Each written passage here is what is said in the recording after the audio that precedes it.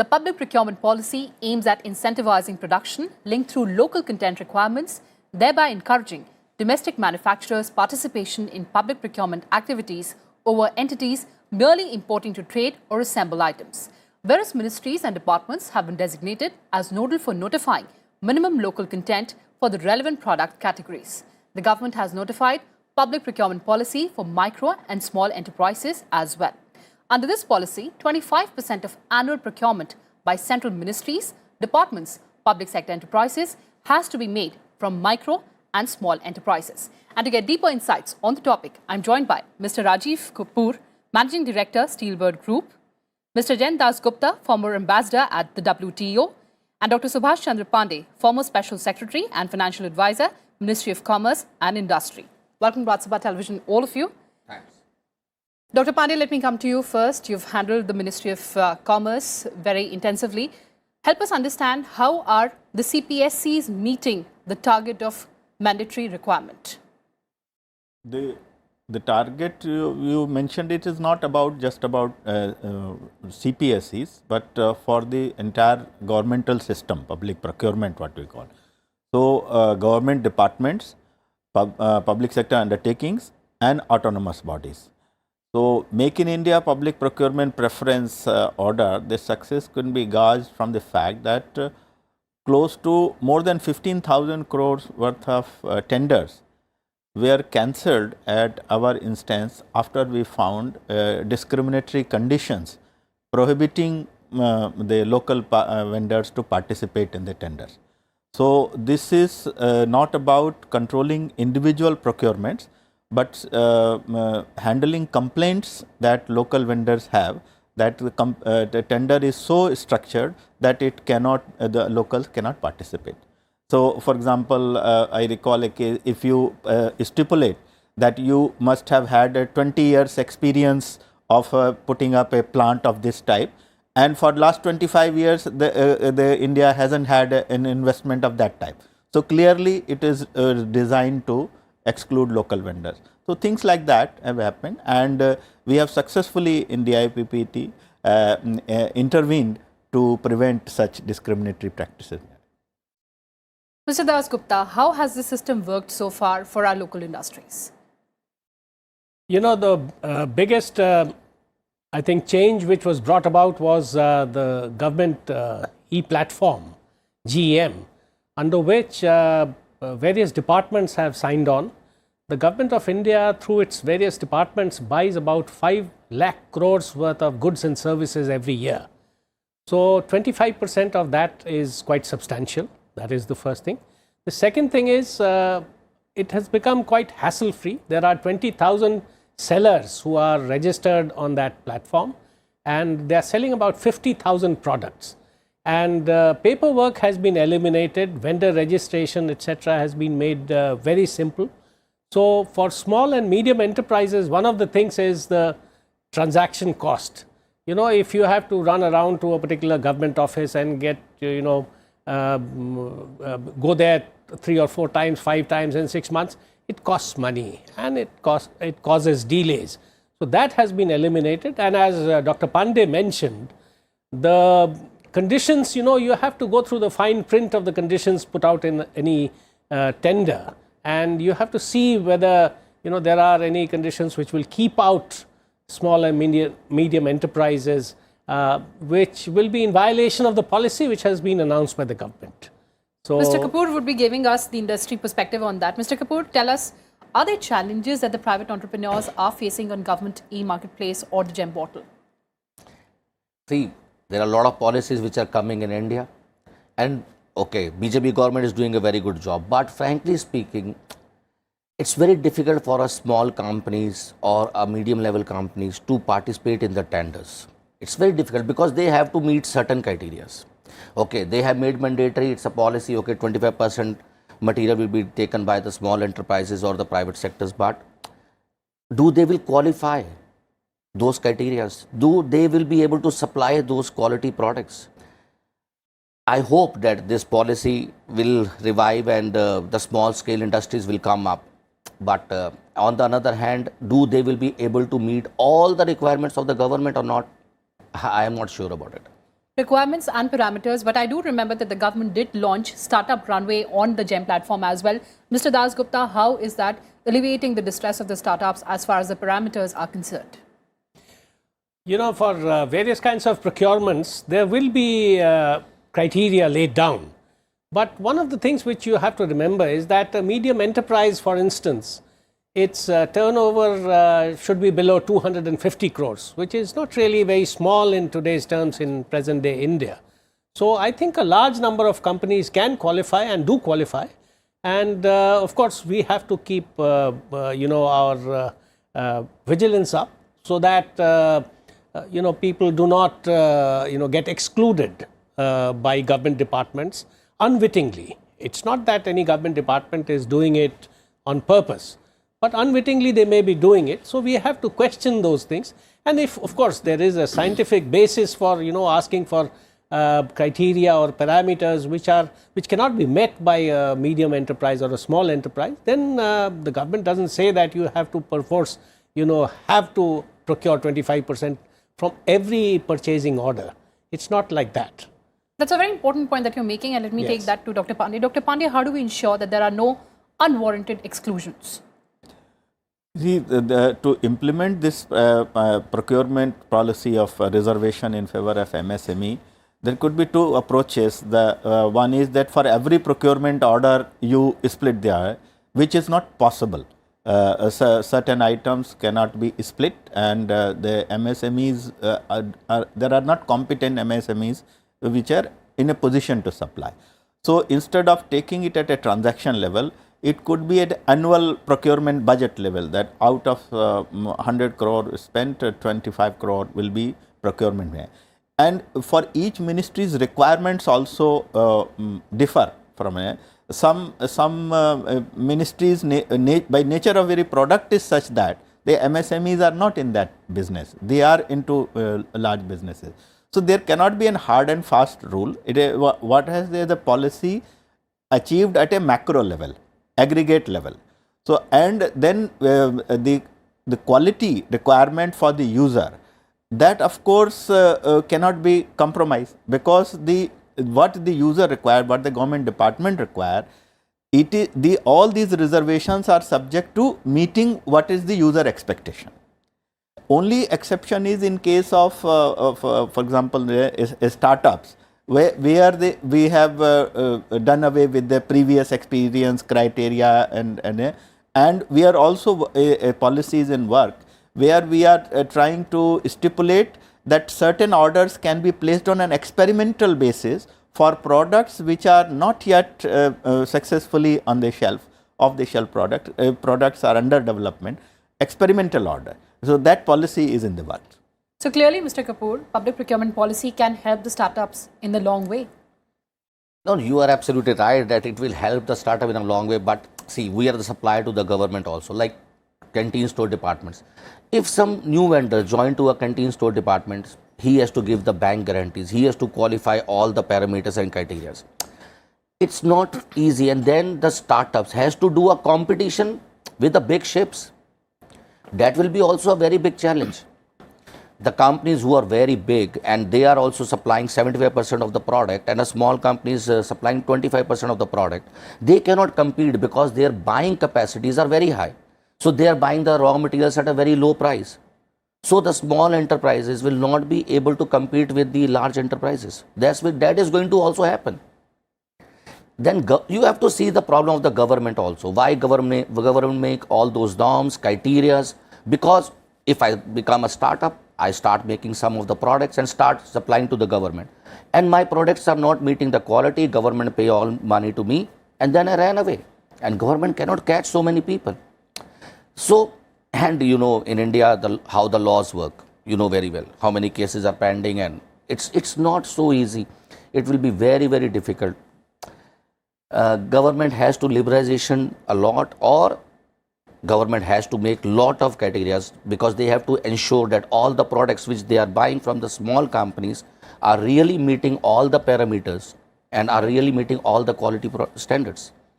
Otherwise, government will start having the losses. And also has to ensure that our small enterprises remain competitive. But Absolutely. talking about the auction process, Mr. Das Gupta, How does this entire system of government e-auction work, or the e-auction platform?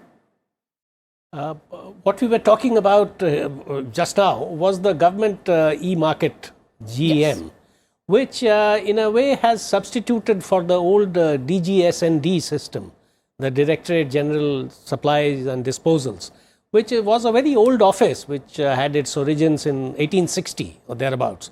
And of course, it formally came into being in the 1920s. But you know, most of the procurement by government departments used to be through the either through independent tenders or through DGS&D rate contracts. So that has been substituted, and because of the GEM system and greater, I think, scrutiny of advertisements, etc., it has become much easier for the small scale and medium enterprises, if they meet the quality requirements, to compete on a level playing field. So that is one thing. The second issue is that in most of the state government contracts, they don't really necessarily go by the DGS&D system or the GEM system. They float their own contracts. But in most cases now, including I remember many years ago, the Pradhan Mantri Gram Sadak Yojana, for instance, tendering was done, e-tendering was done. So, you know, the hassle of going and, you know, to a distant place and then securing the documents and then going and submitting a bank certificate, etc., in the hard copy and going there in person, all those things have been eliminated by most state governments. But there are still some processes which will need to be, I think, reformed, and we need to shift to a completely, you know, e-marketplace or e-auction or e-tendering process where human interface is reduced to a minimum. Reduction of human interface is of paramount importance, but I'd also like to understand, Dr. Pandey, how are bids evaluated? You see, the traditional way of bidding is what we derisively call L1 system, single round of bidding. So it is like a lottery. If in a complex situation you have underestimated or overestimated the risk, the bidders, the L1 can go any way, and then you might land in a problem in awarding work, contract or supply to a person who is then finds it difficult to honor the contract. A major policy reform that has happened in this procurement area is the introduction of moving away from L1 to auctions based. A grand success was, for example, the auction of 3G spectrum, where multi-round bidding took place. So in the first round, if you have given certain bids, in second round everybody has a chance to revise their bids, reassess the risk, and then based on the rules of the auction, how many rounds, what are the elimination criteria, who stays till the last round. These reverse auctions result in more competitive price discovery, and that idea is now gradually being extended to many other areas, especially for disposal auctions and even for procurements. So in GEM portal itself, for orders above 20 lakh, 25 lakh, there is a provision of inviting this reverse auction bids. So that is a great, and I'll also mention in this NCLTs, the process of liquidation in the NCLT, there is a demand that they many times they are operating on L1 process. So a single round bid is not good enough, you don't get best value for there. And there are demands to introduce auctions for there also. The Department of Financial Services, they have launched a property, all those properties which the banks hold against Surface I Act mortgage property. For sale of that through e-auction method, the platform was launched a month ago. I remember some 35,000 properties have been uploaded, and 2,000 of those properties are available on the anvil for e-auction as of date. So that has been a great success, and this is part of the larger agenda of DFS to improve the bank's profitability, reduce their non-performing assets. But sir, you mentioned about reverse auction process. Is that effective? Yes, very much. Because it is fair to both the bidder as well as the person who is either selling or buying the goods. It allows a reassessment of risks. So there are variants of these auction processes where one could be, for example, Swiss challenge, where through certain mechanism you arrive at a process and then give you offer a challenge to anybody who wants to improve this bid and give a certain time, and if there is no improvement is available. Otherwise, in traditional L1, it is just a lottery. You open the envelope and find that this is where, and you are stuck with it. And there have been a lot of criticism with that. It is okay for routine procurements where prices are well established in market, but wherever prices is uncertain, certainly it makes sense to go for auctions. But Mr. Kapoor, how can the government further simplify the process and make it more transparent? Yes, I have studied e-auction. Frankly speaking, there are, as my friend said, there are a lot of properties listed by the banks over there. But if I have to buy some property, I want absolutely all title free.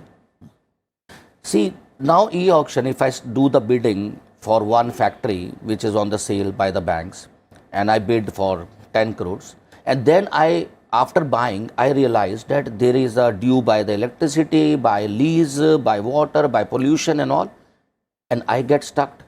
So in e-auction also, government should, or the banks should give all title free. It should be 100% free from all hassles, because the customer who is spending his hard-earned money, he must get absolutely all title free properties. Okay, tomorrow if I bid and if I know that I'm buying at 10 crore rupees, but there is some demand from other government bodies of 10 crores more, and I have to face all those problems, that means that property will cost me 20 crores. So what is happening now? Now we make a deal, we give the token amount, and after that we study everything, we go to each and every government department, we take NOCs, and after that we give the 90% of the payment. This what is happening now. Same it should now on e-auctions. Who will bid? Because that has to be title free, all hassles free. Otherwise, if it will not be all title clear, then nobody is going to bid it. This is number one. Number two, there is that government, the person has to deposit 10% of the earnest money. Okay, fine. But there should be a policy of a refund also, because there will be 1,000 people or 10,000 people who will be bidding for one property. When they will get their money back? They will get their money back in 10 days, 15 days or 30 days? If government will delay, do the government will pay 1% of the interest or not? That has to be also clarified. Then government has written that you have to pay 25% of the money in next working day. It is next to impossible. So government should give a grace period of 1 month too. So there are a lot of things which they have to make easy for a buyer. Then only the e-auction will be successful.